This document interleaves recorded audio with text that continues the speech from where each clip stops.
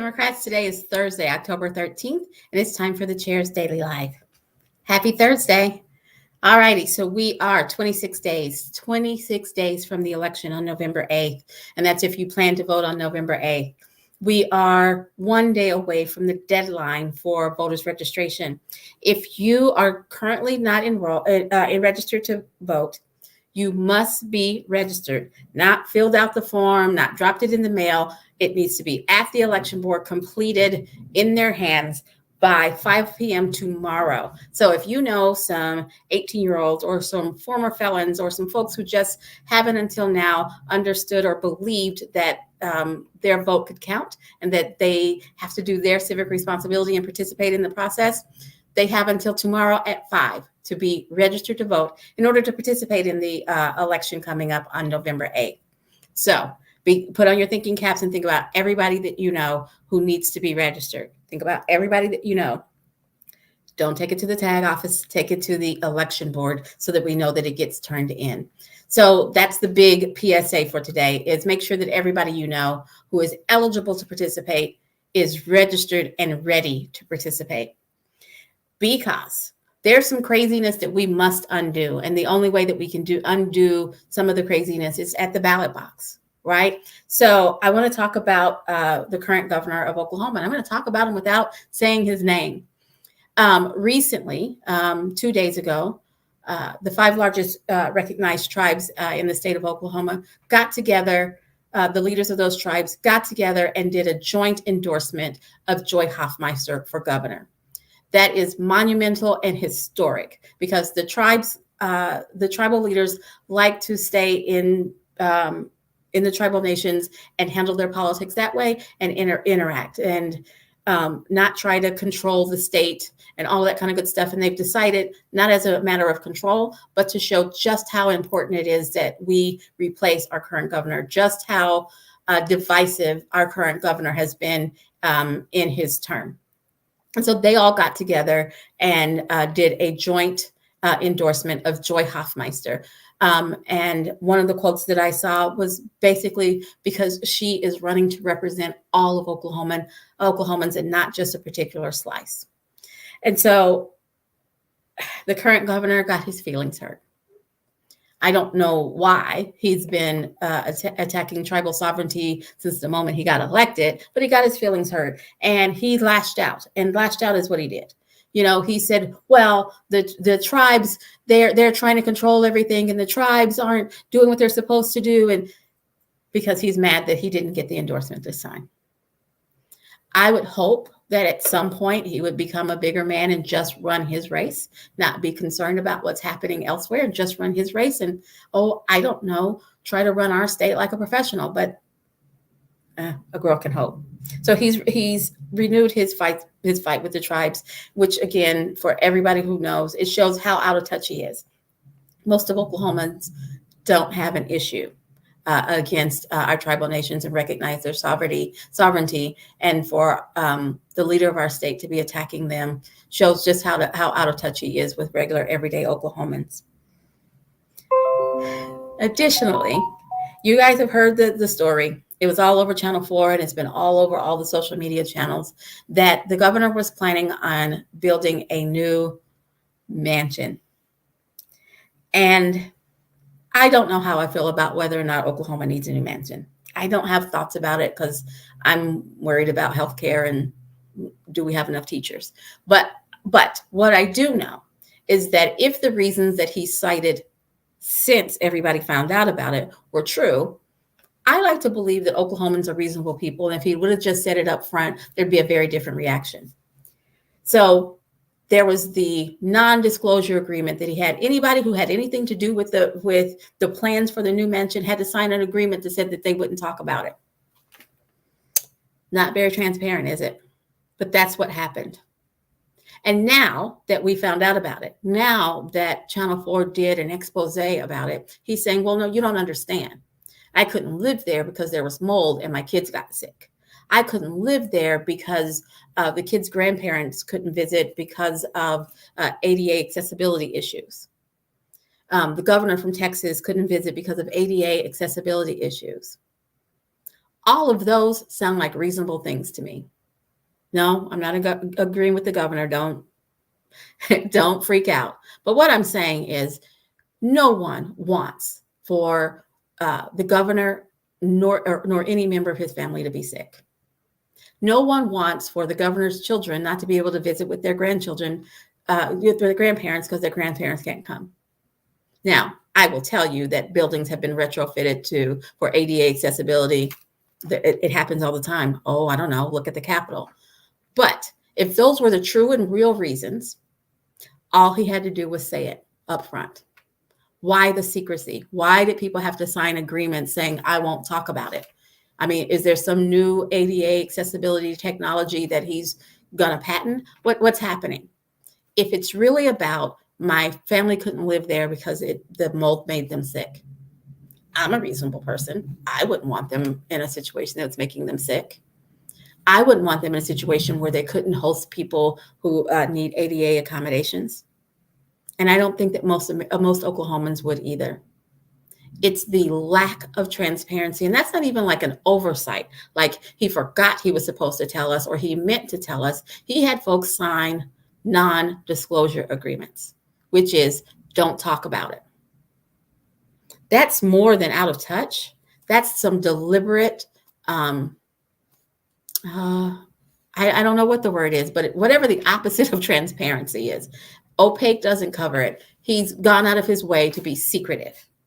And that is, well, it's indicative of how he's run the state.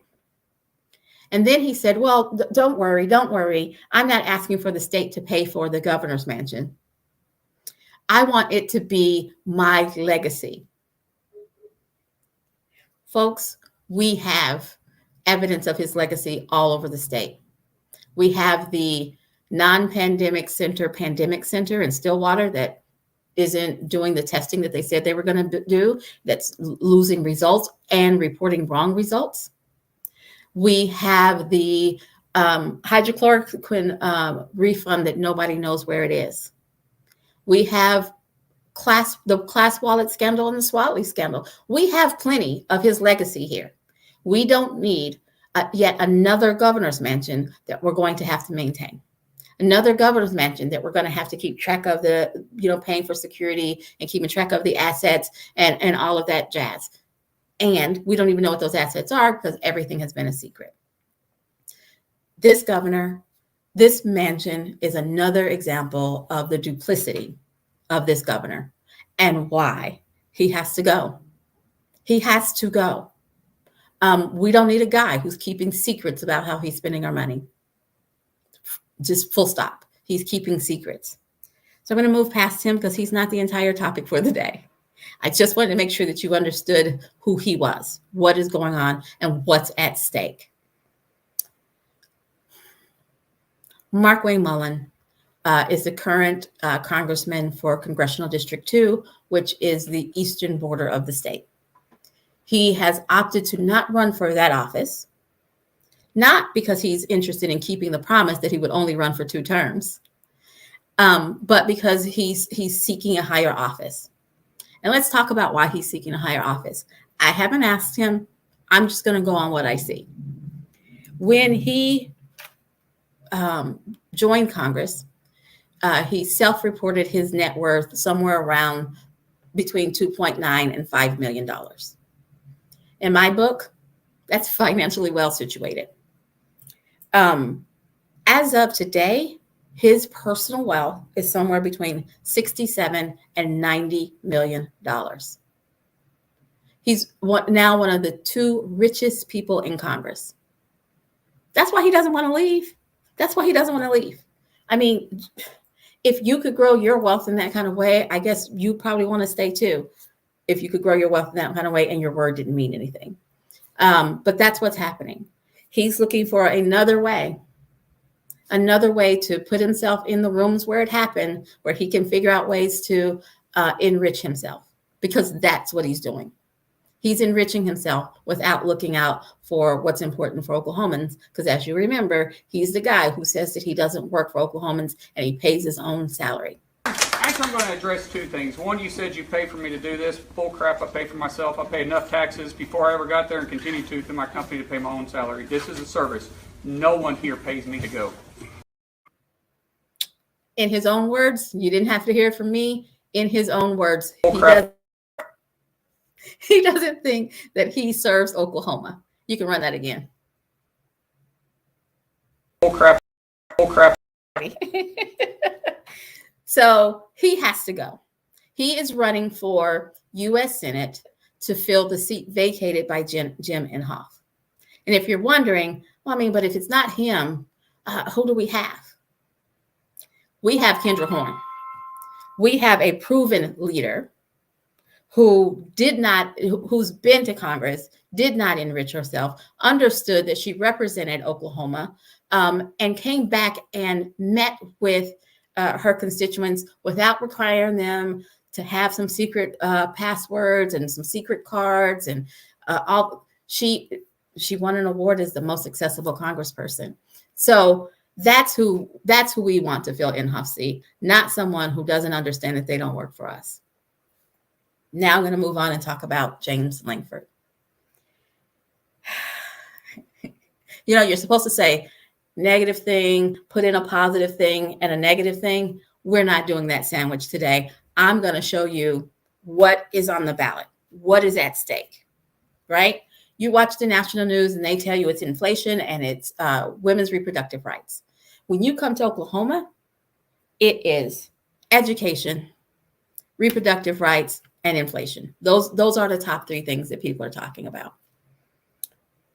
Yet Senator Lankford is talking about the southern border, not ours, Texas, southern border. And then he's also scrolling through Twitter yesterday. I ran across a quote, and this is from James Lankford. Every American should be able to make their own health decisions. I agree with James Lankford. Now, here's the thing. He was saying that people shouldn't have to get vaccines. When I read that, I think that a person who is able to give birth should be in charge of their own medical decisions, because it says every American should be able to make their own health care decisions. I agree with the words. I don't agree with what he meant. He was saying that the military shouldn't have to do a COVID vaccine. He doesn't mind the other vaccines, but the COVID vaccine he has a problem with, without citing the why. When I read it, I think, darn tootin', a woman should be able to decide whether it's time for her to start a family or not without intervention from the government. Anyone who has the ability to give birth, that should be between them, their loved ones, and their doctor, not the government. So what is Lankford meaning? I think we know what he means. And we have a choice. We have a better choice. We have Madison Horn, who's running to replace James Lankford. He's had his time. And in that time, he's agreed that it's okay that 13-year-olds can consent to sex. He has a double standard of who, when, and where a person has control over their healthcare decisions. And being born in Texas, he's shown us where his loyalty is, because he is so focused on the Texas border that he forgets that he represents Oklahoma. We have real choices on the ballot. And it's not just, are these people qualified? Because they are. It's not just, do we believe that when they get to DC and when they get to the governor's mansion, whichever the mansion it is, that they will be focused on Oklahomans? Because they will.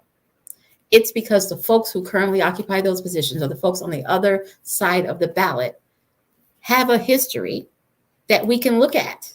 They have a history that tells us that they will not do what's right for Oklahoma. They will not focus on what's right for everyday Oklahomans first. They will focus on what helps them, what enriches them. And if it happens to help us, okay. They are out of touch. They are not running for us. It is very important that we focus and we educate everybody that we know. We educate ourselves, and everything that I said, you can look it up. They're all backed up. That we educate ourselves. We educate everybody that we know.